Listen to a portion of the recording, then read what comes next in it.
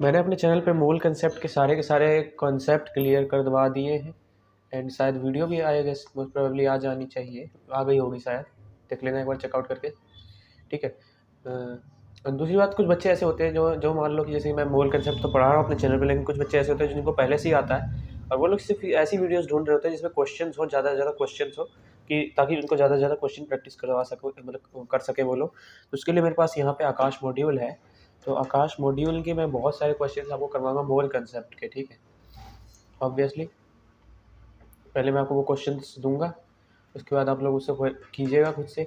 जब आपसे नहीं होगा तो फिर आप यहाँ पे सॉल्यूशन देख सकते हैं। तो देखिए पहला क्वेश्चन क्या करता है कि सिग्निफिकेंट, इसमें बता रहा है कि सिग्निफिकेंट फिगर ऐसा कौन सा नंबर है। यहाँ पे मैं अभी आपको 4 ऑप्शन दूंगा, इनमें से कौन सा नंबर है जिसके 3 सिग्निफिकेंट फिगर्स है, आपको बताना है। 519.00, ठीक है। इसके हैं कितने सिग्निफिकेंट फिगर्स,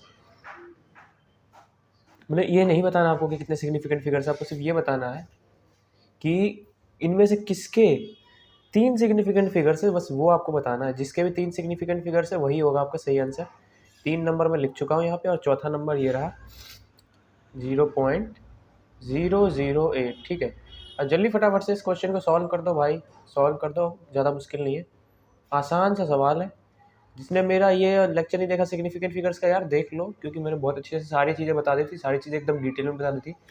ऐसा हो ही नहीं सकता उस वीडियो को देखने के बाद कि आपको एक भी डाउट रह जाए सिग्निफिकेंट फिगर से रिलेटेड, एक भी डाउट नहीं बचेगा। तो वो वीडियो देख डालो। देखो मेरे हिसाब से आप लोगों ने वीडियो रोक के और अब तक सॉल्व कर लिया होगा। तो देखो इसका सही आंसर जो है वो हो जाएगा आपका ऑप्शन नंबर सी, ठीक है। और ये मैं अभी देखा नहीं हूँ पीछे आंसर, पीछे से देख के मैं वेरिफिकेशन करूँगा जब आपको सॉल्व करवा दूंगा, या फिर एक काम करते हैं अभी कर लेते हैं ताकि कोई दिक्कत ना हो जाए, पहले मैं वेरीफाई कर लूँ। जी हाँ सी, 2 मिनट देख लो जरा मैं। जी हाँ, इसका थर्ड ऑप्शन ही सही होगा, यानी कि सी ऑप्शन, मैंने सी लिख दिया, यहाँ पे 1 2 3 4 होता है सिस्टम, ठीक, आकाश मॉड्यूल में। एनीवेज, तो यहाँ पे सी वाला ऑप्शन एकदम सही हो जाएगा, एकदम करेक्ट, ठीक है। कैसे हो जाएगा सर, कैसे हो जाएगा, और बाकी सारे में देखो मैं जानता हूँ तुम्हें इस वाले क्वेश्चन में प्रॉब्लम नहीं होगी, इस वाले में नहीं होगी, इस वाले में हो सकता है बहुत सारे लोगों को प्रॉब्लम हो सकती हो। क्योंकि देखो इसमें क्या है, रूल क्या होता है, सिग्निफिकेंट फिगर्स का नंबर जो होते हैं वो तो होते ही है, सिग्निफिकेंट फिगर्स हमेशा थे 3, तो तुम लोगों को लग रहा होगा होंगे। पॉइंट के बाद 2 जीरो है, तो बहुत सारे लोगों ने ये सोचा होगा कि इन ये 0 सिग्निफिकेंट फिगर नहीं होंगे। जिसने भी ऐसा सोचा था वो गलत था, पता है क्यों? इनकी भी वैल्यू होगी, क्योंकि देखो अगर ये लोग चाहते, पहली बात तो ये तुम कॉमन सेंस लगा लो यार, ये लोग अगर चाहते 519.00 क्यों लिखना है इनको, 519.00 क्यों लिखना है इनको, जब ये लोग चाहते तो इसको बिना 00 लिखे भी हटा देते।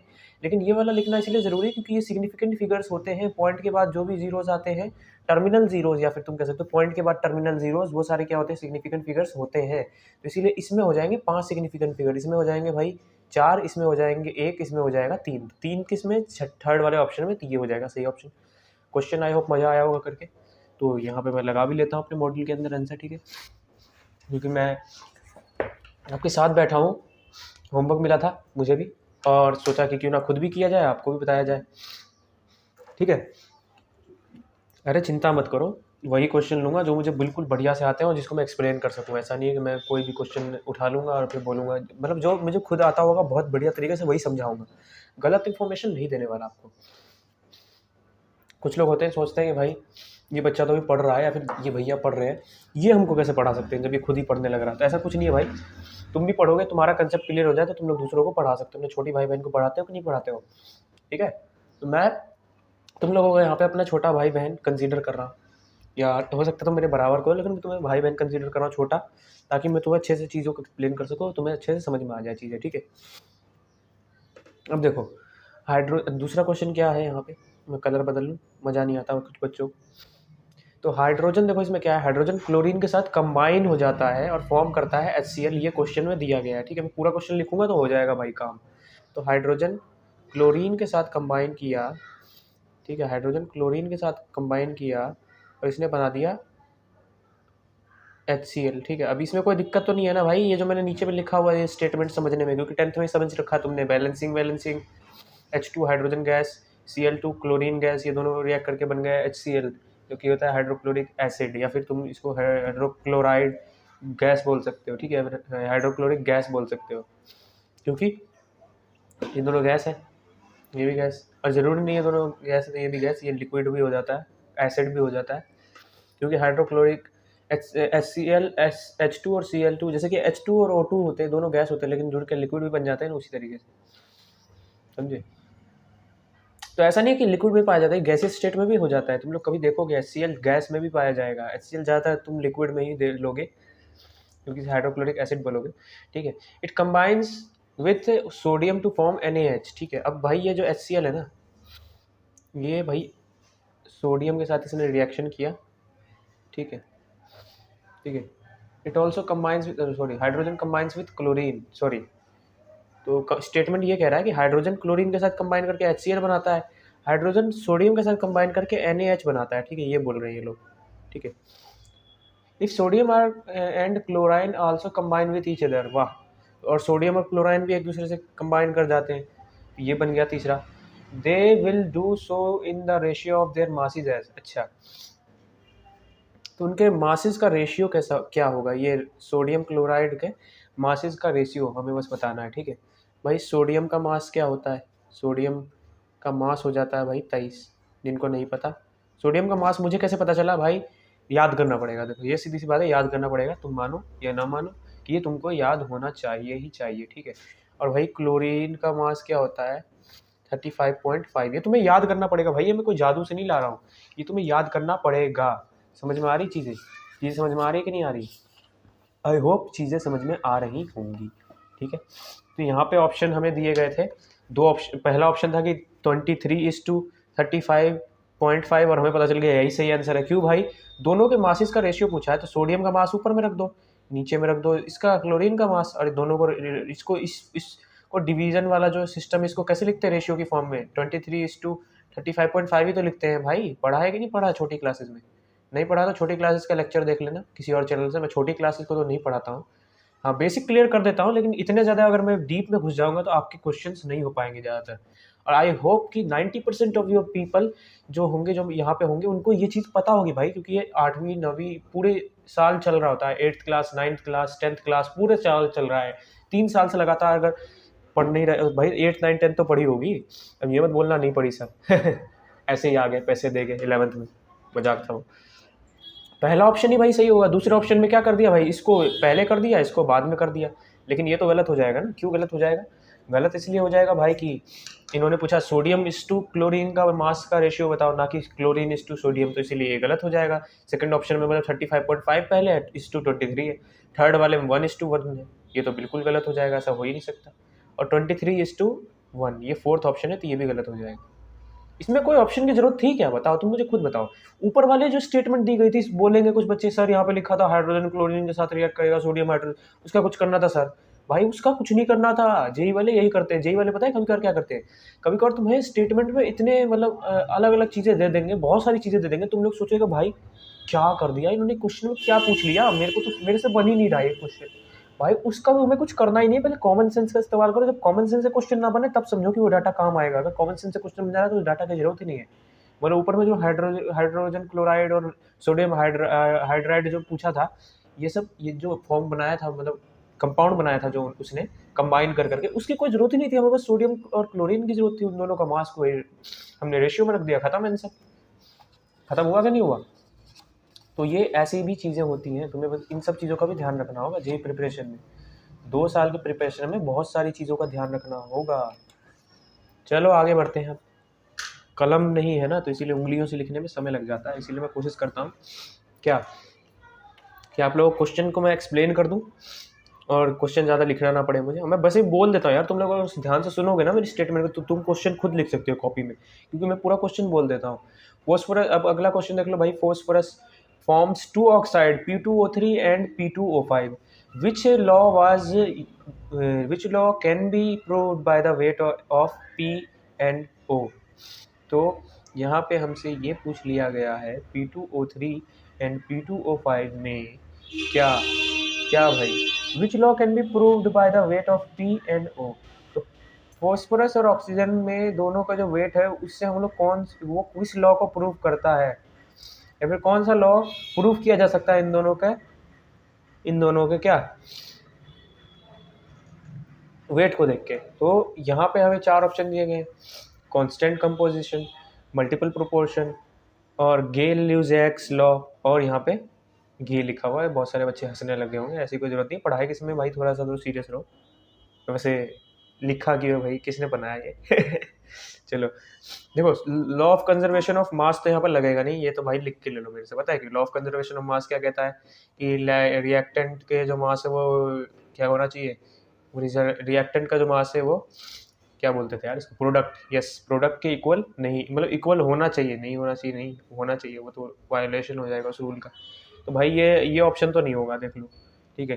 अब यहाँ पे कांस्टेंट कंपोजिशन, ठीक है। अब तुम्हें ये चीज़ याद रखनी होगी दिमाग में कि कांस्टेंट कंपोजिशन क्या कहता है, लॉ ऑफ कांस्टेंट कंपोजिशन कहता क्या है, लॉ ऑफ मल्टीपल प्रोपोर्शन कहता क्या है, ठीक है, लॉ ऑफ मतलब या फिर गेज लेजैक्स लॉ या फिर कंजर्वेशन ऑफ मास, इन सारे लॉज की मीनिंग पता होनी चाहिए। जैसे कि मुझे यहाँ पे पता है कि मल्टीपल प्रोपोर्शन ही इसका आंसर होना चाहिए। क्यों भाई, देखो P2O3 एंड P2O5 देख रहे हो, तो इसमें क्या है, इसमें हमें एक चीज़ तो पता चल गई, देखो P2O3 और P2O5 में हमें एक चीज़ तो पता चल गई, क्या, कि मल्टीपल प्रोपोर्शन कैसे, देखो कि भाई फॉस्फोरस डिफरेंट डिफरेंट प्रोपोर्शंस में पाया जा सकता है। देखो अभी इसको अगर तुम ऐसे तोड़ोगे तो तुम्हें क्या मिलेगा, तुमने 9th क्लास में फॉर्मूला बनाना सिखा है ना, इसको इस तरफ लेके इसको इस तरफ लेके, मतलब समझ गए ना क्या कहना चाह रहा हूँ।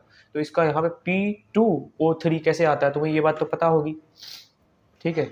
तो इस तरीके से हमें ये क्या पता चल जाती है कि P2O3 क्या है, इसका मतलब ये होगा कि P3+ आयन और O2- आयन, और ऑक्सीजन का तो दूसरे वाले केस में भी O2- आयन ही होगा, लेकिन फॉस्फोरस का दूसरे केस में क्या है, P5+ हो गया, समझ रहे हो ना।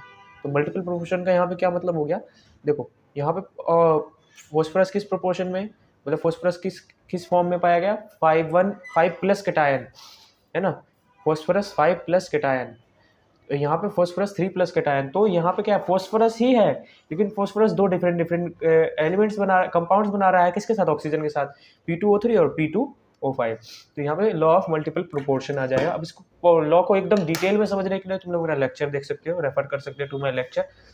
अभी हम लोग आगे बढ़ेंगे, ठीक है। बहुत ही ईजी लॉ था भाई।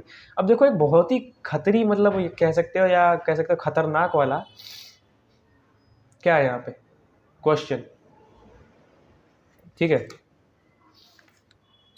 ऐसा मैं नहीं कह रहा हूँ भाई, मेरे लिए खतरनाक नहीं होगा।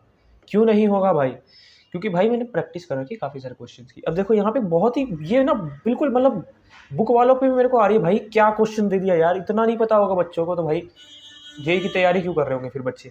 इतना आसान क्वेश्चन, इतना आसान क्वेश्चन मैं क्या बताऊँ। इसमें तो 0.0000, देखो जीरो है यार, थोड़ा कॉम्प्रोमाइज़ करो, 1 नहीं हो, कितने जीरो पहले मैं गिन लूँ,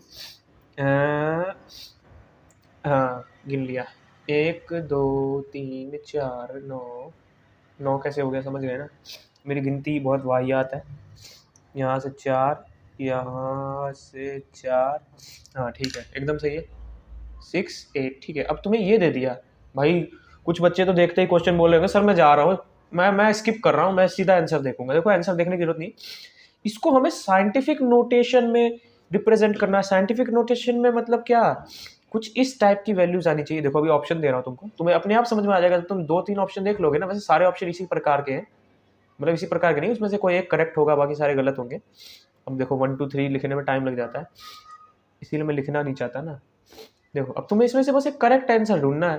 करेक्ट आंसर का मतलब क्या, तुम देखो आधे लोगों का तो आंसर आ गया होगा, साइंटिफिक नोटेशन सुनते ही ना घबराहट आ जाती है मन में, तो उस घबराहट को भाई जूते मारो, सीधी सी बात है, क्योंकि घबराहट आनी नहीं चाहिए। जय 3 होगा ये, 68 इंटू 10⁻⁻11 ये हो गया थर्ड ऑप्शन, ये हो गया फोर्थ ऑप्शन क्या 68। पहले तो तुम्हें एक चीज़ मैं ज़रूर बताऊंगा कि कोशिश ये करनी है साइंटिफिक नोटेशन में हमेशा कि एक ही लेटर हो और एक ही लेटर मतलब एक ही नंबर के बाद में तुम्हें पॉइंट लगा दिया करो।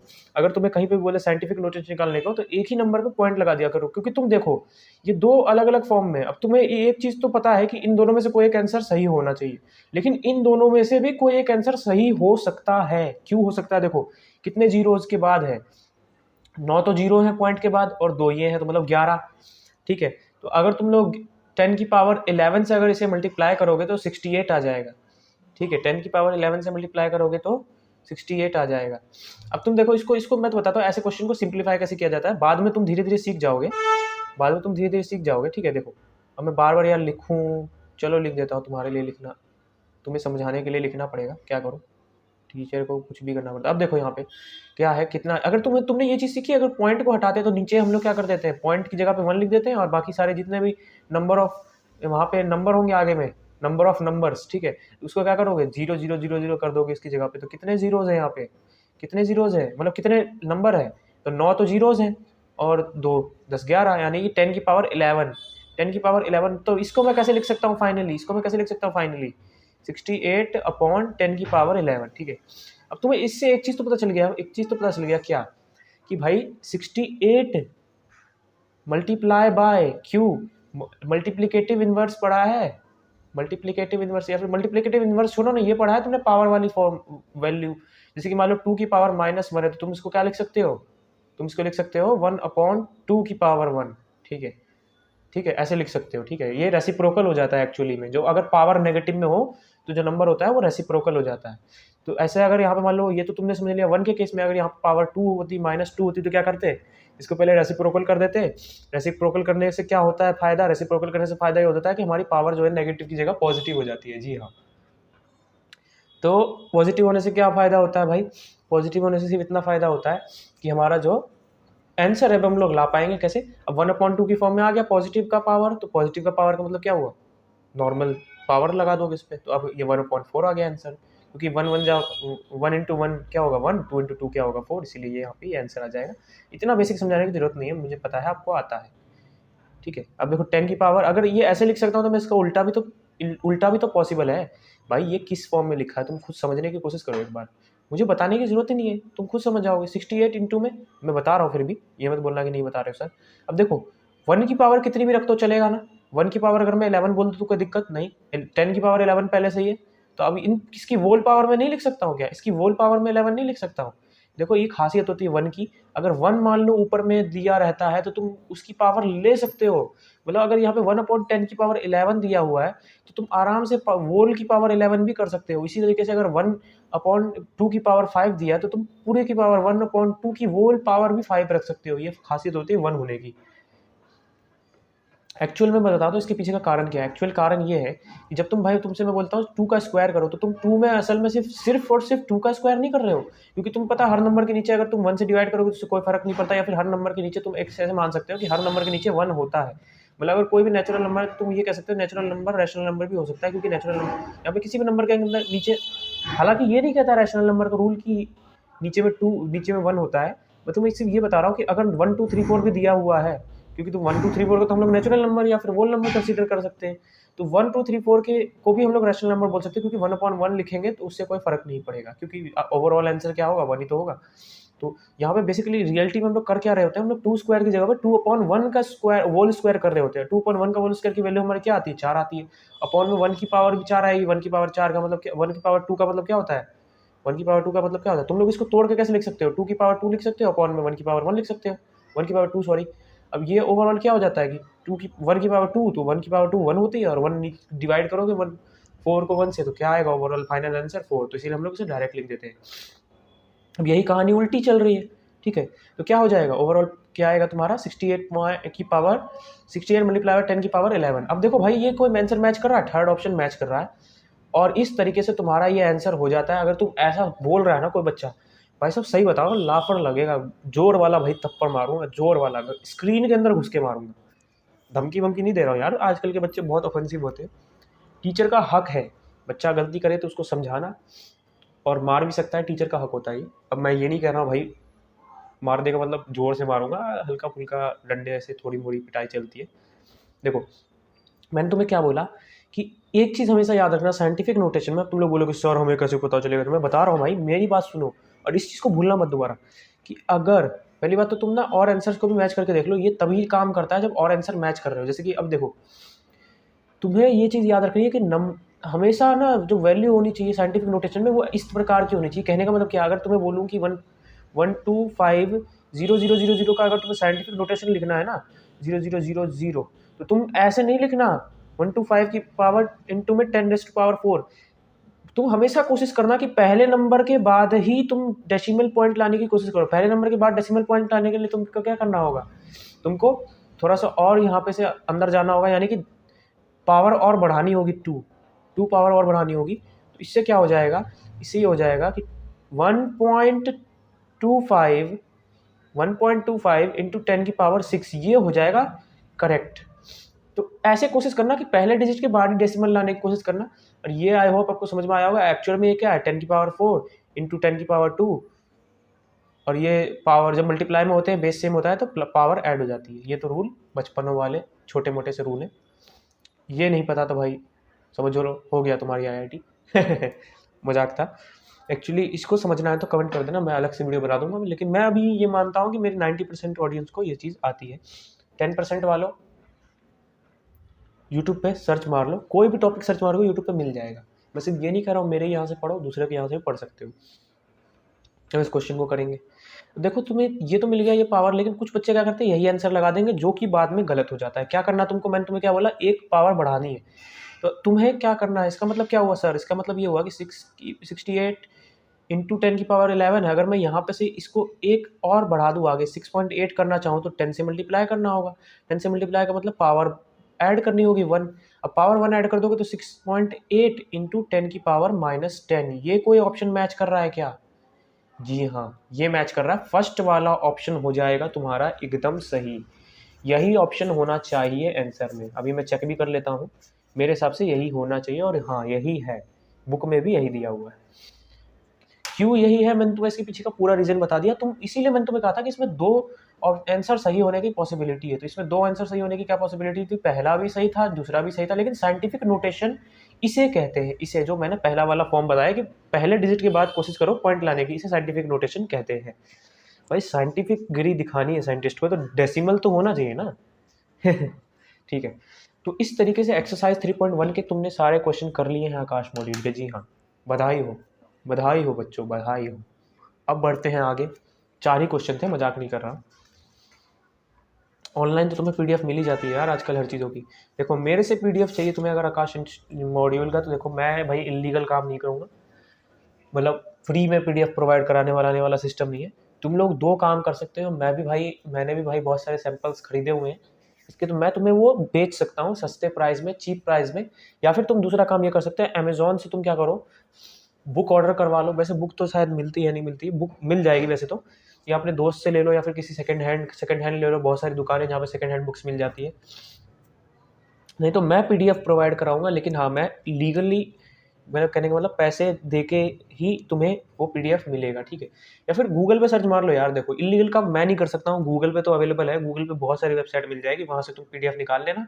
मेरे से अगर तुम्हें PDF चाहिए, ठीक है, बाय करना चाहते हो मेरे से PDF, तो तुम लोग मेरे को टेलीग्राम में ज्वाइन करो, वहाँ पे मेरे को DM करो, मैं तुम्हें रिप्लाई दूंगा, तुम्हें बुक मिल जाएगी, PDF मिल जाएगी। नहीं तो तुम क्या कर सकते हैं, अमेजोन पे अमेजोन किंडल नाम का भी ऑप्शन रहता है, तो फिर बुक्स का प्राइस मतलब थोड़ा कम हो जाता है, वो PDF फॉर्म में आपको मिल जाती है।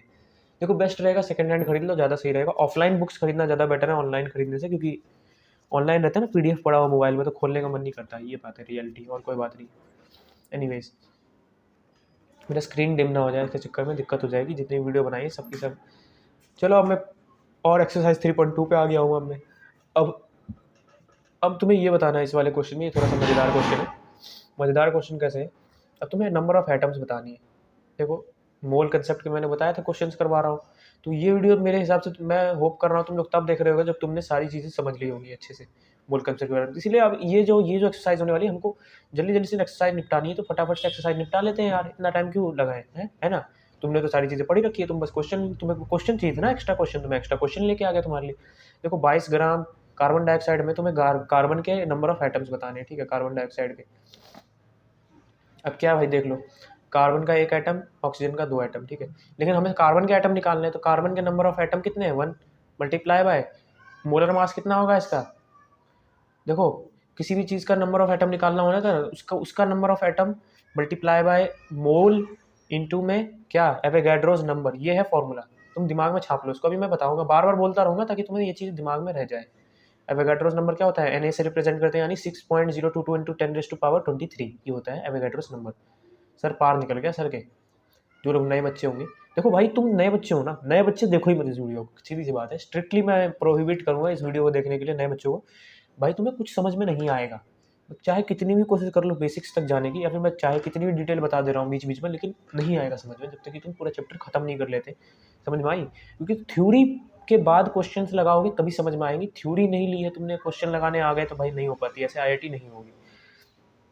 यानी क्या होता है 6.022, और ये भाई ये कैसे पता, मुझे याद करनी पड़ेगी, वैल्यू फिक्स होती है एन ए की वैल्यू 6.022 इंटू 10⁻23। किसी किसी जगह पे तुम्हें क्वेश्चन में दे दिया जाएगा, या फिर किसी किसी जगह पे तुम्हें ऐसा लगेगा कि इसकी वैल्यू हमें 6 इंटू में 10⁻23 रखने से आंसर आ रहा है, तो तुम ये भी रख सकते हो, दिक्कत नहीं है, ये भी रख के कभी कभार आंसर आता है। कभी कभार क्या होता है कुछ क्वेश्चन में ये वैल्यू पुट करोगे तो पॉइंट्स में आंसर आएगा, वो कोई ऑप्शन मैच नहीं करेगा, और इस वैल्यू को पुट करके डालोगे तो आंसर मैच कर जाता है। तो इसीलिए कोशिश करना कि अपने हिसाब से, क्वेश्चन को देख के भाई समझ में आ जाती है चीज़ें, ठीक है, तो क्वेश्चन को देख के तुम्हें अपने आप समझ में आ जाएगा क्या लगाना है क्या नहीं। देखो अभी नंबर ऑफ एटम्स निकालने हैं, क्या किया, नंबर ऑफ एटम कितने कार्बन के, एक है, मोलर मतलब मोल्स कितने हैं, तो गिवन मास 22 ग्राम है, दिया हुआ है हमें, तो गिवन मास अपॉन में मोलर मास डाल देना, किसका, कार्बन का मोलर मास डालेंगे, क्योंकि कार्बन का मोलर मास नहीं डालना बेटा, तुम्हें मोल चाहिए कार्बन डाइऑक्साइड का, क्योंकि कार्बन डाइऑक्साइड में तुम्हें बताना है कितने कार्बन के एटम है, इसीलिए कार्बन डाइऑक्साइड का मोल चाहिए। तो 22 ग्राम, वैसे भी कार्बन का नहीं दिया है, कार्बन डाइऑक्साइड का दिया, तो 22 gram of carbon dioxide upon में molar mass of carbon dioxide, molar mass क्या होगा 12 प्लस 16 टू 32 यानी 44 हो जाएगा। अब देखो यार ये याद हो जानी चाहिए चीज़ें, समझ में आई, ये याद हो जाएगा तुमको, 2 से 3 बार करोगे। 1/2 इंटू में एवोगाड्रोस नंबर यानी 6.022 इंटू 10⁻6.022 इंटू 10⁻23। अब देखो भाई 2 से डिवाइड करो इसको, तो तुम्हारा आंसर क्या आएगा 3.011 लिखना है, लिख लो, ऑप्शन में नहीं दिया हुआ है, ऑप्शन में नहीं दिया हुआ तो समझ जाओ यार कि इन्होंने सिर्फ 3 तक ही ली है वैल्यू, ठीक है, 3 तक के लिए वैल्यू, इंटू में 10⁻23 रख दिया। अब भाई ऑप्शन मैच कर रहा है कोई, तुम्हें मैंने ऑप्शन नहीं दिए थे मैं जानता हूँ, लेकिन देखो आंसर यही होगा, आंसर यही होगा। अब मैं देख लेता हूँ ऑप्शन में कौन सा ऑप्शन आ रहा है, क्योंकि मुझे टिक लगाना है ऑब्वियसली। तो ऑप्शन नंबर मेरा आ रहा है यहाँ पे सेकंड, एक्सरसाइज 3.2 आकाश मॉड्यूल का क्वेश्चन नंबर 5 का जो आंसर है वो आ रहा है सेकंड, ठीक है, 5th का आंसर आ रहा है सेकंड। तुम्हारे पास जिसके पास PDF होगी या बुक होगी वो देख के बता देगा कि जी हाँ सर आप सही बोल रहे थे, सेकंड आएगा, क्योंकि पीछे में आंसर प्रोवाइड करते हैं ये लोग, नहीं एक्सप्लेनेशन नहीं रहती है आंसर की, बस आंसर प्रोवाइड करवा देते हैं, क्योंकि पूरा एक्सप्लेनेशन देने लग गए तो बुक ही मोटी हो जाएगी। दूसरी बात एक्सप्लेनेशन की वेबसाइट पे अवेलेबल होता है, देख सकते हो, वैसे मैंने समझा ही दिया है। अब अगला क्वेश्चन कर लेते हैं, छठा वाला क्वेश्चन हमारे सामने में, ठीक है, which of the following possess highest mass. अब इन सब में से किसके पास सबसे हाईएस्ट मास होगा। अब ये पूछा है ना, देखो इसमें ऑप्शन पे ही रिलाई करना पड़ेगा, मतलब अगर मैंने तुम्हें इसके ऑप्शन नहीं दिए तुम नहीं बता पाओगे। भाई क्वेश्चन में डाटा क्या दिया है, बोला है इनमें से किसकी सबसे ज़्यादा मास होगी, तो भाई इनमें से का मतलब किन में से, वो पता भी तो होना चाहिए ना किन में से, तो इसीलिए 0.2 मोल, देखो पहला ऑप्शन क्या है 0.2 mole of carbon dioxide, carbon dioxide का 0.2 मोल का कितना मास है निकाल लेना। मास निकालने का फॉर्मूला मोल पता ही है भाई, देखो मोल पता है, मोल देखो given mass upon molar mass into में मतलब इज इक्वल टू मोल, तो मोल निकालने के लिए क्या चाहिए molar mass multiply by given मतलब मोल मल्टीप्लाई बाय मोलर मास, क्या हो जाएगा मास पता चल जाएगा, इससे ऐसे निकाल देना मोल मतलब 0.2 को इसके मोलर मास यानी कार्बन डाइऑक्साइड का मोलर मास भी मैंने क्या बोला था याद होने जानी चाहिए, याद होना जाना चाहिए, मतलब क्या 44 होता है भाई, 44 से मल्टीप्लाई करोगे क्या आ जाएगा 4 2 जा 8 4 2 जा 8 यानी 8.8 ग्राम आ जाएगा, क्या बोलो जरा 8.8 ग्राम, हाँ आ गया, ठीक है। तो आगे बढ़ते हैं सर जी, ठीक है सर बढ़ जाते हैं, आप बोल रहे हो तो देखो मोलर मास ग्राम में होता है, ये चीज़ दिमाग में बिठा लेना, ठीक है, ये 44 ग्राम होता, ठीक है। अब मोलर मास निकल गया है, अब कुछ बच्चे बोलेंगे सर मोलर मास निकालना सिखा दो, यार तुम क्या कर रहे हो ज़िंदगी में बताओ मुझे, 10th क्लास में पढ़ा था भाई। और अगर देखो ऐसी बात नहीं है, मैं क्रिटिसाइज़ नहीं करूँगा, नहीं आ रहा ना समझ में तो देखो यूट्यूब पे बहुत सारी वीडियोस मिल जाएंगी बेसिक से एडवांस, एक एक टॉपिक सर्च मारोगे ना उसकी छोटी छोटी बड़ी बड़ी वीडियोस मिल जाएंगी, डिटेल में चाहिए डिटेल में मिल जाएगी, छोटी मिल जाएगी, मैं और डाल ही रहा हूँ, आप लोग सजेस्ट करोगे ना तभी मैं डाल पाऊंगा। मुझे थोड़ी सपना आएगा कि तुम्हें इस चीज़ की वीडियो चाहिए। जैसे कि अभी मैंने यहाँ पे बताया, तो हो सकता है कुछ बच्चों को नहीं समझ में आया हो, कुछ बच्चों को आया हो। मुझे ये भी तो पता होना चाहिए कितने बच्चों को नहीं समझ में आया। अगर मान लो 99% बच्चों को समझ में आ गया तो भाई क्या करूँगा मैं, तो उस वीडियो को मैं क्या, आपको 1% बच्चे होंगे उनको बोल दूंगा भाई तुम यूट्यूब से देख लेना, क्योंकि क्या है 1% बच्चे हैं, तो मेरे को नहीं लगता कि मुझे मैं ज़रूरत महसूस होगी बताने की। क्योंकि देखो मैं उस सेंस से नहीं कर रहा हूँ, मान लो हर 100 में से एक बच्चे को नहीं समझ में आया तो वो एक बच्चा क्या करेगा, यूट्यूब पे से किसी और चैनल पे से देख लेगा। तो 50 बच्चे या 30 बच्चे 40 बच्चे, मतलब 30-40% बच्चों को समझ में नहीं आएगा, तब मैं भाई अच्छे से वीडियो बना दूंगा। और मेरे हिसाब से भाई यूट्यूब पे इतने अच्छे एक्सपीरियंस टीचर बैठे हुए हैं कि आप उनसे भी समझ सकते हो। और मैं तो पढ़ा ही रहा हूँ आपको, मैं गलत तो पढ़ा नहीं रहा हूँ, इतनी चीज़ याद रखो ना दिमाग में भाई। अब देखो 8.8 ग्राम आ गया, मैंने पहले ऑप्शन का निकाल भी दिया, साथ के साथ निकालना नहीं था ना सर, निकाल दिया। अब देखो दूसरा तीसरा चौथा तुम इस सब का निकालोगे, सबका निकालने के बाद ही तुम्हें पता चल पाएगा क्या कि कौन सा सही आंसर होना चाहिए। 2.24 लीटर सल्फर ऑक्साइड, ठीक है, सल्फर ऑक्साइड का बता दो भाई, सल्फर ऑक्साइड का कितना मास होगा। ठीक है, ये चीज़ तुम्हें पता होनी चाहिए, ठीक है, तुम्हें पता होनी चाहिए। अब थर्ड क्या तुम्हें पता होनी नहीं चाहिए, मतलब मैं नहीं कह रहा तुम्हें पता होनी चाहिए, कह रहा हूँ कि तुम निकालोगे अभी। ठीक है, पहला वाला मैंने निकाल के दिखा दिया कैसे निकालना। सेकंड वाला गैस वाला फॉर्मूला लगा दो यार। अब ये वाला मैं बताऊँ यार, volume upon volume in litre upon क्या 22.4 लीटर एट STP, ये कंडीशन काम करती है। ठीक है, NTP वाले क्वेश्चन अब नहीं आते हैं। और यहाँ पे हमें दे दिया है मोल्स, दिए क्या मोल्स, नहीं दिए, लीटर दे दिया। ये देखो इससे मोल्स निकाल लेना, ये मोल्स को भाई, मोल्स को क्या करना, मोलर मास से मल्टीप्लाई कर देना, इसके निकल जाएगा तुम्हारा आंसर। इतनी मेहनत क्यों कर रहे हो यार। देखो 2.2 पर मतलब इतने टेंशन क्यों ले रहे हो यार, ये कहना चाहता हूँ मैं, आराम से निकल जाएगा। ठीक है, 1/100 कैसे किया भाई, पॉइंट काटा और फिर वो वाला फॉर्मूला समझ गए होगे, बहुत सारे बच्चे समझ गए होंगे। ये ना एक्चुअल आसान हो जाता है, पॉइंट को काटो और सिंपली क्या करो, उसकी जगह पे 0 लगा दो, 1 लिख के। अब 0 से 0 काट दूंगा भाई, देखो कितना आसान बन गया ये, यहाँ से 1 से 1 कट गया, तो 10 की पावर -1। पता है ना कैसे आया 10 की पावर -1, अभी ऊपर समझाया था भाई यार, तुम ये मत बोल देना नहीं समझ में आया सर, भाई ऊपर समझाया था अभी जस्ट कि 1/10 है तो उसको 10 की पावर -1 लिख सकता हूँ, 1/100 है तो उसको 10 की पावर -2 लिख सकता हूँ। चलो, या फिर 10 की पावर -1 है तो मैं इसको 1/10 लिख सकता हूँ, 10 की पावर -2 तो मैं इसको 1/100 लिख सकता हूँ, या फिर 1/10 की पावर 2 लिख सकता हूँ। हाँ चलो ठीक है, ओके ओके। अब तुम्हारा यह निकल गया क्या, मोल निकल गया, मोल इंटू मोलर मास। भाई मैं निकाल क्यों रहा हूँ सर जी, मत निकालो, हम निकालेंगे सर, हमें मन कर रहा है निकालने का, निकालो भाई। वैसे तो सल्फर का भाई तो देखो एटॉमिक मास क्या होता है, 32, 16 टू 32, 32 + 32 कितना हो गया, 64 हो गया, 64। ठीक है, देखो ओवरऑल क्या आ गया तुम्हारा, 6.4 ग्राम आ गया। अब ये मत पूछ लेना ये कैसे आया सर। देखो 10 की पावर 1 का मतलब क्या होता है, 1/10 होता है, 1/10 इंटू 64। अब तो भाई समझ में आ गया कि अब और बताना पड़ेगा। 64 भाई, 6.4 तो तब होगा जब इस 0 को काटेंगे तो यहाँ पे पॉइंट आ जाएगा, 6.4 ग्राम। ठीक है, 6.4 ग्राम आ गया। अब अगला आगे बढ़ते हैं, आगे बढ़ते हैं। अब आगे बढ़ेंगे तो क्या मिलेगा हमको, हमको मिलेगा भाई ये अगला क्वेश्चन, सॉरी अगला क्वेश्चन नहीं, अगला ऑप्शन। अब देखो 8.4 ग्राम तो सो फार सो गुड भाई। क्या देखो हमें ये बदल गया, बी नहीं हो सकता क्योंकि भाई ए की वैल्यू ज़्यादा है बी से, सीधी सी बात। तो ए आंसर हो सकता है जब तक कि हमने थर्ड और फोर्थ ऑप्शन का नहीं निकाला। आपको समझाने में समय लग रहा है, बिल्कुल बिल्कुल भी समय नहीं लगना चाहिए इस चीज़ में, झट झट हो जाएगा। अब देखो अगले में मॉलिक्यूल्स ऑफ वाटर दे दिया, मॉलिक्यूल्स को मास में कन्वर्ट करने के लिए क्या चाहिए, मॉलिक्यूल अपॉन एवोगाड्रो नंबर, क्या आ जाएगा, मोल इंटू में मोलर मास। ये चीज़ें तुम्हें पता चलेगा जब तुम ज़्यादा से ज़्यादा क्वेश्चन करोगे। अब मैं डायरेक्ट यहाँ पे कर देता हूँ, मॉलिक्यूल कितने हैं, 3.01 इंटू 10⁻23 इतने मॉलिक्यूल्स ऑफ वाटर है। ठीक है, वाटर है, अपॉन में क्या कर दूंगा, अपॉन में क्या कर दूंगा बताओ भाई, अपॉन में कर दूंगा मैं एवोगाड्रो नंबर 6.022। अब मैं 6.022 नहीं लिखूंगा क्योंकि 2 के बाद 2 इसीलिए नहीं लिख रहा हूँ क्योंकि ऊपर में क्या है 3.011 नहीं लिखा हुआ है। क्यों भाई, कैलकुलेशन में आसानी करने के लिए।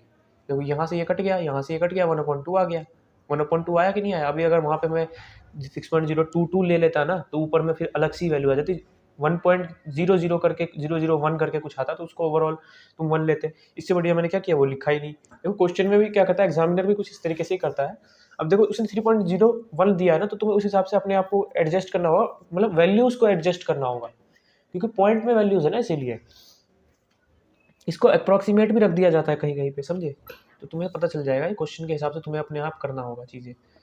मतलब मैं ये नहीं कह रहा हूँ कि अपने आप का मतलब पूरा पेपर अपने आप करके आना अब देखो यहाँ पे क्या है भाई, मोल निकल गया, मोल इंटू में मोलर मास, वाटर का मोलर मास 18 होता है, पता चल जाएगा कैसे, 2 हाइड्रोजन प्लस 16 ऑक्सीजन का मास, दोनों को जोड़ दिया, कितना आ गया 18, 2 9 18 तो 9 ग्राम। अब भाई ये पता चल गया, देखो 9 ग्राम अगर वाटर आ गया ना तो तुम समझ जाओ पहला ऑप्शन भी गलत है। ठीक है, पहला ऑप्शन भी आंसर नहीं हो सकता, दूसरा भी नहीं हो सकता, तीसरा हो सकता है क्योंकि अब तीसरा ज़्यादा निकल गया। अब चौथा देखेंगे, अगर चौथा तीसरे से भी ज़्यादा निकल जाता है तो बहुत ही बढ़िया। अब इसमें 20 ग्राम कैल्शियम दिया हुआ है, कैल्शियम, अब इसका तो निकाल ही दोगे मोलर मास, मतलब इसमें देखो 20 ग्राम कैल्शियम। अब देखो यार इसमें इन्होंने क्या कर दिया, इन्होंने हमारे साथ खेल खेल लिया। खेल क्या खेल लिया भाई, इसमें पूछा है हाईएस्ट मास किसके पास है।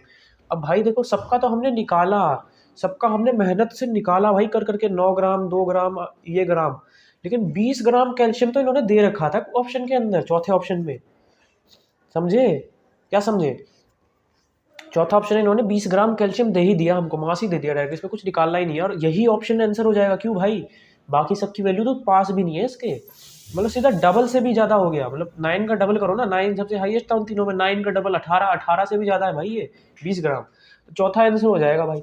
और इस तरीके से जेई वाले गेम खेलते हैं, क्योंकि देखो अभी तुम्हें मेरे को समझाना सारा करके ट्राई करके क्यों बताना पड़ा, क्योंकि तुम्हें ये चीज़ आती नहीं थी, अब तुम सीख गए हो, ट्राई करके दिखाना ही नहीं था, इसमें तुम क्वेश्चन देखते तुम्हें आंसर पता चल जाता, पता है कैसे, तुम्हें सॉल्व ही नहीं करना था तुम्हें, क्योंकि तुम जब ऐसे धीरे धीरे क्वेश्चंस करते रहोगे ना, तुम्हें ये चीज़ पता चल जाएगी कि अच्छा इसकी वैल्यू इससे ज़्यादा नहीं एक्सीड करेगी, इससे कम होगी, इससे ज़्यादा नहीं होगी, इससे कम होगी, ऐसे करके तुम पता लगा लेते कि भाई 20 ग्राम से ऊपर तो 20 या फिर 20 ग्राम के आसपास तो कोई आ ही नहीं सकती इन सबकी वैल्यूज, वैल्यू देख के पता चल जाएगी, वो तुम्हें प्रैक्टिस से ही हो पाएगा। और मैंने मॉड्यूल के पीछे अभी अभी जस्ट चेक कर ले रहा हूँ, वैसे कर लिया था लेकिन दोबारा चेक कर ले रहा हूँ, कभी क्या होता है कि सेकंड चैप्टर का देख लेता हूँ मैं, छठे का फोर्थ, ओके ऑल राइट, तो ये सही है एकदम, ठीक है। इस तरीके से हमारा छठा ऑप्शन भी कंप्लीट हो गया। अब हमारे पास सातवां ऑप्शन आता है, सातवां ऑप्शन भी किया जाए sir ji, maximum number of atoms किसमें। अब देखो एटम निकालने का मैंने तुम्हें बता दिया, देखो इसमें क्या है, सिल्वर दे रखा है, सिल्वर का एटॉमिक मास दे रखा है, एटम कैसे निकाले जाते हैं तुम्हें मैंने बता दिया कि भाई क्या करना है तुमको, तुमको गिवन मतलब मोल्स निकाल के, mole multiply by number of atom multiply by Avogadro's number, इस तरीके से तुम्हारा निकल जाएगा नंबर ऑफ एटम्स। तो यहाँ पे सिल्वर का नंबर ऑफ एटम्स निकालना है, आयरन का निकालना है, कार्बन का निकालना है और एल्यूमिनियम का निकालना है, इनके ग्राम दे रखी है। देखो तुम्हें मैं ऑप्शन दे दूँ, 10.0 ग्राम, 10.8 ग्राम मतलब सिल्वर, सिल्वर का होता है एटॉमिक मास 8, तुम निकालोगे एटॉमिक मास 8 होता है सिल्वर का, सिल्वर का निकालना है, 8 ग्राम है ये भाई, यार लिखने की जरूरत है क्या बार बार मुझे। सेकंड ऑप्शन क्या है, 2.4 ग्राम। अब देखो भाई इसमें ना तुम्हें पता चल जानी चाहिए चीज़ें, मैं देख के बता दूंगा आंसर, लेकिन पहले तुम करो। 2.4 ग्राम क्या, कार्बन, कार्बन का तो पता ही होगा, अब ये भी लिखना पड़ेगा मुझे, याद करनी है भाई, सबकी वैल्यूज याद करनी है। अब मैं ये नहीं कह रहा, देखो इसमें क्वेश्चन में दिए हुई वैल्यूज, मैं मानता हूँ, मैं मना नहीं कर रहा हूँ, लेकिन आगे जाके तुम्हें 2 साल के अंदर में ना, ये जेई वाले में 2 साल के अंदर में तुमसे ये एक्सपेक्ट करते हैं कि भाई 2 साल थे तुम्हारे पास, अगर रोज रोज तुम 5-5 या 2-2 करके भी याद करोगे तो 118 ही है बस, 118 ही है बस। और 118 पूरा याद नहीं करना है तुमको, तुमको बस P block element, D block element, S block, तुम्हें मतलब बीच वाले जो एलिमेंट्स है ना वो याद करना ही नहीं है तुम्हें। फर्स्ट पीरियड, वो first group, second group, 13th 14th 15th 16th 17th 18th group, बस ये याद कर लेने, बस तुम्हारा काम हो जाएगा। बीच वाला तो वो कह भी नहीं रहा याद करने को। और ट्रांजिशन मेटल्स को भी याद कर लेना, ठीक है, ट्रांजिशन मेटल्स भी पूछ लेंगे, तो बस ये भाई याद कर लो, बाकी तो तुमसे पूछेगा भी नहीं वो। और इतना कम देने के बाद वो ये एक्सपेक्ट करते हैं भाई तुम एक दिन में अगर 2 मास भी याद कर रहे हो तो तुम्हारे पास तो 365 इंटू 2, क्योंकि 2 साल पढ़े ना अगर तुम 11th में हो, और 12th में भी तो तुम्हारे पास पूरा 1 साल पढ़े, यानी 365 दिन पढ़े हैं भाई। और अगर प्रैक्टिकली देखा जाए तो देखो, प्रैक्टिकली बात करते हैं, तुम्हारे पास 250 दिन पड़े। हाँ मैं जानता हूँ 250 कैसे बोल रहा हूँ मैं, क्योंकि क्या होता है, तुम मान लो जुलाई में प्रिपरेशन कुछ शुरू करते हैं, कुछ अप्रैल में करते हैं, लेकिन पेपर तो फरवरी में होना होता है, तो 2-3 महीने तो ऐसे निकल जाते हैं, तो इसीलिए तुम 250 मान लो, लेकिन 250 से एक भी दिन नीचे नहीं भाई, 250 दिन बहुत होते हैं बहुत। तुम एक दिन में 2 फॉर्मूले याद कर रहे हो, 250 दिन में तो तुम्हें समझ लो भाई साहब 500 फॉर्मूले याद हो जाएंगे, मतलब 500 ऐसे चीज़ें याद हो जानी चाहिए, एक दिन में 2-2 याद भी करोगे तो, ठीक है। आगे बढ़ते हैं, सजेशन बहुत दे दिया तुमने, निकाल लिया हुआ है, होप इतनी देर में बातें कर रहा हूँ जब मैं, और आंसर भी देने लग गए होंगे, कमेंट सेक्शन में दे दो। 5.6 ग्राम। अब भाई आयरन का निकालना है, आयरन का एटॉमिक मास होता है 56, ठीक है। और फाइनली भाई 54 ग्राम ऑफ क्या, 54 ग्राम ऑफ सिल्वर, सिल्वर का क्या होता है atomic mass, sorry aluminium, silver तो दे दिया मैंने तुमको, एल्यूमिनियम। ठीक है, अब निकाल लो भाई, निकाल लो फटाफट निकालो। देखो मैं डायरेक्ट कर दूंगा इसको। ये ऊपर में इन्होंने वैल्यूज भी ऐसी दे रखी है कि तुरंत कट जाए। देखो भाई 108 और 10.8, तो देख रहे हो ना वैल्यूज, बस तुम्हें पॉइंट में करके वैल्यूज जो आएंगी, तो तुम्हें कहना नंबर ऑफ एटम्स सब में 1 है, इतना तो पता चल रहा है, तो उसको लिखो ही मत तुम, नंबर ऑफ एटम्स को तुम लिखो ही मत, सीधा डायरेक्ट क्या कर दो, मोल लिख दो। मतलब क्या हो जाएगा 10.8, रुको इसको जूम कर दो तो अच्छे से हो जाएगा, 108। क्या कर दो भाई, इससे ये काट दो, 1/10 आएगा एक्चुअली। तो इसका ओवरऑल क्या आ जाएगा, 10⁻⁻1। और एवोगैड्रो नंबर में जब ये करोगे ना तो तुम्हें पता है क्या मिलेगा। मैं अभी 6.022 नहीं लिखूंगा, बस ऐसे लिख दे रहा हूँ, 6.6 इंटू में 10⁻22 मिल जाएगी, पावर 22 है। अब और लोग और चीज़ों के निकालते हैं पावर कितनी आनी चाहिए, 12 2 24, 0.2 आएगा, 0.2 को जब मल्टीप्लाई करेंगे इससे तो 6 2 12, 1.2 इंटू में 10⁻23 रहेगी। इतने एटम्स कैसे आया भाई, देखो 12 नीचे में है, 24 ऊपर में, 12 2 24 होगा, 2/10 आएगा यानी 1/5 आएगा, यानी 5 1/5 का मतलब क्या होता है 0.2, 0.2 को मल्टीप्लाई करोगे 6 से तो 1.2 आ जाएगा। अब तुम इसको मल्टीप्लाई करके देखने में लग जाना कौन सा बड़ा है इसमें से। देखो इसमें से सीधी बात है, पता चल जाएगा कौन सा बड़ा है। देखो पावर क्या है 22, पावर क्या है 23, खुद समझ जाओ ना भाई कौन सा बड़ा होगा। जब इसको तुम पीछे ले लोगे ना, पावर 22 तो हो जाएगी, 22 हो जाएगी, ठीक है, पावर 22 हो जाएगी, माइनस हो जाएगा, लेकिन 12 हो जाएगा ना वो चीज़। तो ये चीज़ बड़ी है उससे, मतलब इसमें ज़्यादा एटम्स है उससे, तो पहला वाला ऑप्शन नहीं हो सकता। ठीक है, दूसरा मैक्सिमम नंबर ऑफ एटम्स पूछे हैं तुमसे, तो पहला ऑप्शन तो होगा ही नहीं। अब दूसरा ऑप्शन हो सकता है, तीसरा देख लेते हैं, तीसरा क्या पता ज़्यादा निकल जाए इससे। तीसरा देख लो, कलर बदलो सर, बहुत देर हो गई कलर नहीं बदला आपने, एक कलर देख के बोर हो गए। अब तीसरा वाला क्या है भाई, तीसरा वाला तुम देख लो ना, मैं तुम्हें क्वेश्चन दे दिया, तुम लोग सॉल्व करो यार बैठ के, सारा मेरे से करवाओगे। अब देखो 0.1 आ जाएगा इसमें, 0.1 मतलब वही ऊपर वाला केस हो जाएगा। ऊपर वाला केस कैसे हो जाएगा भाई, इसमें 10 की पावर क्या आ जाएगी, 10 की पावर क्या आ जाएगी इसमें। देखो 0.2 को ना तुम दूसरे तरीके से कैसे लिख सकते हो, 2/10 लिख सकते हो, यानी कि 2 इंटू में 10 की पावर -1। तो तुम इसमें क्या कर सकते हो, सीधे तुम ये लिख सकते हो कि 12 इंटू 10 की पावर 22। तो ये समझ में आ रहा है कि सेकंड वाला बड़ा है, अगर कंफ्यूजन हो रही थी तो तुमको। तो अभी ये समझ जाओ भाई, यहाँ पे क्या है 0.1, इसका मतलब 10 की पावर हो, तो ये इसका भी वैल्यू जो है वो ऊपर वाले के बराबर आ रहा है, किसके ऊपर वाले का, तो ये भी गलत हो जाएगा। तीसरा ऑप्शन गलत है, चौथा ऑप्शन ढूंढ लो। अब चौथा ऑप्शन क्या है, 27 2 जा 54 ग्राम, तो 2 मल्टीप्लाई बाय 12, ये भाई साहब सबसे बड़ा हो जाएगा फोर्थ ऑप्शन। क्यों भाई, इसमें कोई पॉइंट वॉइंट नहीं है, 2 पे कट रहा है, 2 से मतलब 6 को 2 से मल्टीप्लाई करोगे तो 12 बन जाएगा। सर तुम बोलोगे सर 12 तो इसमें भी बन रहा था, लेकिन पावर 22 हो जा रही थी और पावर इसमें 23 रहेगी, इसलिए fourth option is the correct option. इसके साथ आगे बढ़ते हैं, पहले चेक कर लूँ मैं कि ये सही है कि नहीं, सही है कि नहीं, बट मेरे हिसाब से सही है, और सही होना भी चाहिए, क्योंकि मैंने आपको बता दिया इसके पीछे का कारण क्या है। ठीक है, कारण पता होगा तो भाई आंसर सही ही जाएंगे, चाहे जो भी कर लो तुम, सही आंसर एकदम, एकदम सही आंसर। तो अब भाई 3.2 तक ही करवाने का मेरा मन है, मैं तो अभी थक गया हूँ। ठीक है, क्या है कि मुझे खुद भी रिवीजन करना है। बीच बीच में मैं क्या करता हूँ, मैं सोचता हूँ कि खुद भी क्वेश्चन कर रहा हूँ ना, जब बैठे बैठे, तो खुद क्वेश्चन करूँगा तो क्या होगा, मेरे क्वेश्चन तो बन जाएंगे जल्दी जल्दी, लेकिन मैं सोचता हूँ कि आप लोगों का भी भला हो जाए, या ज़्यादा से ज़्यादा लोगों का भला हो जाए। इसीलिए मैं क्या करता हूँ भाई, क्वेश्चन खुद भी कर रहा हूँ मैं। भाई देखो, अगर खुद से कर रहा होता तो ये क्वेश्चन मेरे से कितनी देर में बन जाते, आराम से 15 मिनट मुश्किल से लगता है, मैं 2-3 एक्सरसाइज खत्म कर देता। और ज़्यादा से ज़्यादा अगर लगते हैं तो आधे घंटे लगते, उससे ज़्यादा लग ही नहीं सकता था, क्योंकि मेरे को अच्छे से कंसेप्ट ये सारे क्लियर हो गए मोल कंसेप्ट का। ठीक है, तो मोल कंसेप्ट तो मेरे को बढ़िया से क्लियर हो गया, इसी वजह से ज़्यादा समय नहीं लगता मुझे। अब आप लोगों को समझाने में मुझे टोटल 43 मिनट, समझ रहे, मतलब मेरे 1 घंटा पूरा का पूरा अप्रोक्सीमेटली लग गया, लेकिन इससे क्या हुआ, बहुत सारे बच्चों का भला हुआ। मैं इन 15 मिनट में सिर्फ अपना खुद का भला करता, मैंने इस 40 मिनट में कम से कम 100 हज़ारों या जितने भी बच्चे देखते जाएंगे इस वीडियो को, उतने सारे बच्चों का फ़ायदा कर दिया। अगर लाख बच्चे देखेंगे तो लाखों का तो फ़ायदा होगा, और अगर 3-4 भी देख रहे हैं तो 4 का तो फ़ायदा होगा कम से कम, समझ रहे हो ना। तो ठीक है, मेरे हिसाब से यार 7 क्वेश्चन आज के लिए बहुत हैं, क्योंकि देखो 3 बच रहे हैं क्वेश्चन बस, लेकिन मुझे नहीं लगता मैं 3 क्वेश्चन तुम्हें दे पाऊंगा, मतलब कहने का मतलब सॉरी करवा पाऊंगा, क्योंकि बहुत कम समय बचा है यार, मुझे भी फिर थोड़ी प्रैक्टिस करनी है। अब मैं इन 3 क्वेश्चनों को करूँगा खुद से। ठीक है, तुम्हें मैंने इतने सारे क्वेश्चन करवाए, कुछ क्वेश्चन तुम्हें भी करने का हक है, मतलब तुम्हें भी मिलना चाहिए कुछ क्वेश्चन करने के लिए। तो ये 3 क्वेश्चन जो लास्ट के बचे इस एक्सरसाइज के, वो मैं तुम्हें फोटो खींच के अभी तुम्हारे स्क्रीन पे अभी विजिबल होगा, उसको क्या करो, उसको तुम लोग फटाफट से नोट डाउन कर लो या स्क्रीनशॉट मार लो और बना लेना भाई।